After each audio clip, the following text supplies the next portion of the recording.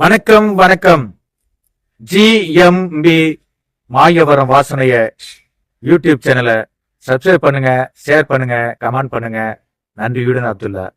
பல நாள் முயற்சி, பல நாள் உழைப்பு, பல பாடல்கள், பல கவிதைகள், பல சிறுகதைகள், பல மனிதர்கள், பல நண்பர்களை பேட்டி எடுத்து போட்டு 7,000 பேர் சப்ஸ்கிரைப் பண்ண வச்சு, 1,00,000 பேர் வியூவர்ஸ் வர வச்சு, 60,000 பேர் லைக் பண்ண வச்சு, எல்லாமே கனவா கலைஞ்சு போச்சு. கனவா கலைஞ்சு போச்சுன்னா இப்ப நடக்கிற விஷயங்களை நான் சொல்லணும் தான் இந்த காணொலி. காதல் மிகவும் புனிதமானது. காதல் மிகவும் வலிமையானது. காதல் ஒருவரை அழகுபடுத்தும். காதலை நேசிப்பவர்களை முன்னேற்றிவிடும். காதலை யோசிப்பவர்களை தூங்க விடாது. காதலை காதலிப்பவர்களை கரை சேர்த்துவிடும், கை கூடிவிடும். இதுதான் நாம் கவிதைகளிலும் பாடல்களிலும் பல ஜாம்பவான்களிடம் கற்றுக்கொண்டது. ஆனால் காதல் கசக்குதடி, காதல் காயம்பட்டதடி, காயம்பட்ட காதல் அப்படிங்கிற கவிதைகள்லாம் நான் எழுதிட்டேன். காரணம் கேட்டீங்கன்னா, ஒரு பெண்ணால பல பேரால நான் சிறு வயதிலே ஏமாற்றப்பட்டேன். என்னோட காதல் பல வகையில பல நேரங்கள்ல என்னை பழி வாங்கியிருக்கு. அந்த பழிவாங்கலின் காரணமாக தான் என் மேல ஆசிட் ஊற்றப்பட்டது.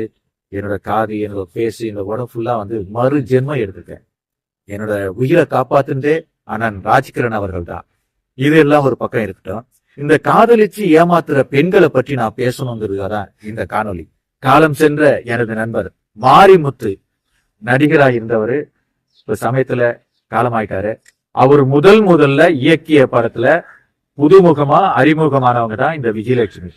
அவங்களுக்கு ஜோடி யாரு தெரியுமா? நம்ம பிரபுதேவா தான். அதுல காமெடின்னு யார் தெரியுமா? நம்ம வடிவேலு தான். அந்த படத்தை யார் தயாரிச்சா தெரியுமா?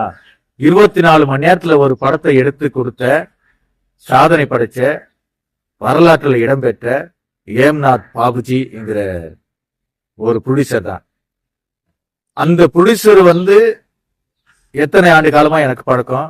அவர் எந்த அளவுக்கு எனக்கு நட்புங்கிறது ரொம்ப பேருக்கு தெரியாது. அவரோட படத்தை குற்றாலத்துல யாரடா நீ மன்மதாங்கிற ஒரு படத்தை 15-20 நாள் ஷூட் பண்ணி அந்த படம் அப்படியே கேன்சல் ஆகி போச்சு. யாருக்காவது தெரியுமா? அந்த படம் கேன்சல் ஆவறதுக்கு காரணம் யார் தெரியுமா? விஜயலட்சுமி தான்.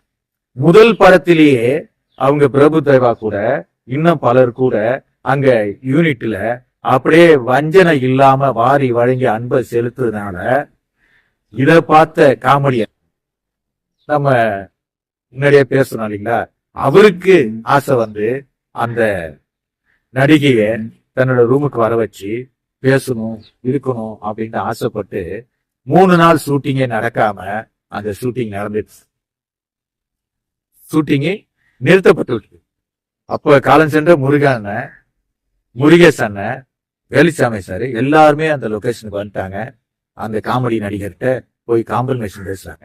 அது புது பொண்ணு இப்பதான் வந்திருக்கு, இப்படியெல்லாம் பண்ணாத, உனக்கு வேற கம்பெனி நடிகைகளை அனுப்புறோம், நீ சந்தோஷமா இருந்தா சரி. போதையிலேயே அந்த மனுஷன் வாழ்ந்தான். போதையிலேயே அந்த படம் 3 நாள் ஷூட்டிங் நடக்காம இருந்துச்சு. யாரடா நீ நன்மாடா என்கிற படம். அதுல என்னோட நண்பர் தான் ப்ரொடக்ஷன் சீஃப் முருகண்ண, என்னோட நண்பர் கிருஷ்ண, நானு, கண்ணன், இன்னும் மற்றும் பலர்லாம் ஒர்க் பண்ணோம். அந்த ஸ்பாட்ல நடக்கிற விஷயங்களும், இரவானா லாஜில நடக்கிற விஷயங்களும் விஜயலட்சுமி நடிகையால அந்த படம் டிராப் ஆயிடுச்சு. அந்த காமெடி நடிகர் சொன்னாரு, அப்பனா அவ ஸ்பாட்டுக்கு வந்தானா யாரு கூடயும் பேசக்கூடாது, யாருக்கிட்டையும் சிரிக்க கூடாது, யாருக்கும் முத்தம் கொடுக்க கூடாது அப்படின்ட்டு ஒரு புதுமுக நடிகைய கேட்டு தொல்லை பண்ணி பிடிவாதம் பண்ணி அதுக்கப்புறம் ஏம்நாத் பாபுஜி ஒரு நாள் அங்க தங்கி டைரக்டர்லாம் கூப்பிட்டு எல்லாரும் கூப்பிட்டு ஒரு பஞ்சாயத்து வச்சு, சே மாதச்சல் இவனுங்கெல்லாம் ஒரு ஹீரோ, இவனுங்கெல்லாம் ஒரு ஹீரோயினி, இப்பெல்லாம் ஒரு நடிகன் காமெடியன்ட்டு காரி துப்பிட்டு பேக்கப் பண்ணிட்டு வாங்குற அப்படின்னு வந்துட்டாரு. அங்க நடந்த விஷயங்கள்லாம் எனக்கு தெரியும். இதுக்கு காரணமான இந்த நடிகை தான் இத்தனை வருடங்காலம் ஒவ்வொரு படத்துல நடிக்கும் போதெல்லாம் ஒவ்வொரு நடிகர் கூட எப்படி பழகினாங்க, எப்படி இருந்தாங்கன்னு அவங்களே பல பேருக்கு பல முறை கம்ப்ளைண்ட் பண்ணிருக்காங்க, பல முறை கம்ப்ளைண்ட் வாபஸ் பண்ணிருக்காங்க, பல முறை ஊரை விட்டு ஓடி இருக்கிறாங்க.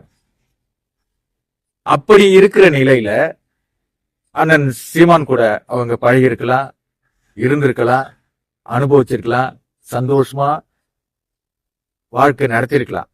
இருந்தாலும் ஒரு நாட்டுக்கு தலைவனா இந்த சமுதாயத்துல 15 வருடம் அவர் மக்களுக்காகவும் மண்ணுக்காகவும் மலைக்காகவும் மரத்துக்காகவும் அவர் குரல் கொடுத்து ஓடி ஓடி ஓடி ஓடி காடு மேடு பேச்சு திட்டு எதிர்ப்பு ஜெயிலு பெயிலுன்ட்டு வாழ்ந்துட்டு இருக்காரு. அப்ப இந்த விஜயலட்சுமிய அவர் கல்யாணம் பண்ணிக்காததுக்கு காரணம் அது யாருக்குமே புரியாது. நான் ஒரு பொண்ணை லவ் பண்றேன், அந்த பொண்ணு என்கிட்ட பணம் இருக்கிற வரைக்கும் அனுபவிக்கிறாங்க, பணம் இருக்கிற வரைக்கும் வாழ்ந்துக்கிறாங்க, பணம் இருக்கிற வரைக்கும் சந்தோஷமா இருக்காங்க. அப்ப என்கிட்ட பணம் இல்லை. அப்ப என்ன செய்றீங்க, இந்த பொண்ணு பெரிய நடிகையாவது, உங்ககிட்ட பணம் வருது, அப்ப என்ன செய்றீங்க, நான் கஷ்டப்படுறேன் இல்லைங்களா, எனக்கு கொஞ்சம் உதவி பண்றீங்க. ஏன் உதவி பண்றீங்க? என்னோட அன்பு தேவை, என்னோட அந்த ஆசையை தீர்த்து கொள்ள ஒரு ஆள் தேவை, ஒரு கரமுறான ஆளுங்கிறதுனால அந்த கனெக்ஷன் உண்டாயிடுச்சு. அப்படி உண்டாகி அதன் பிறகு உங்களோட நடத்தை சரியில்லாம நீங்க போற இடத்துல பழகி, போற இடத்துல பல ஹீரோ கூட பல ப்ரொடியூசர் கூட நீங்க தப்பானவளா இருந்ததுனால எனக்கு பிடிக்கல. எனக்கு பிடிக்கலங்கும் போது நீ என்ன செய்யணும், அனுபவிச்ச வரைக்கும் அனுபவிச்சியா, வாழ்ந்த வரைக்கும் வாழ்ந்தியா, அதோட சரி ஓகே டாட்டா போயிட்டு எத்தனையோ நடிகைகள், எத்தனையோ பொதுநல வாழ்க்கையில எத்தனையோ பேர் அப்படிதான் விளைகிறாங்க.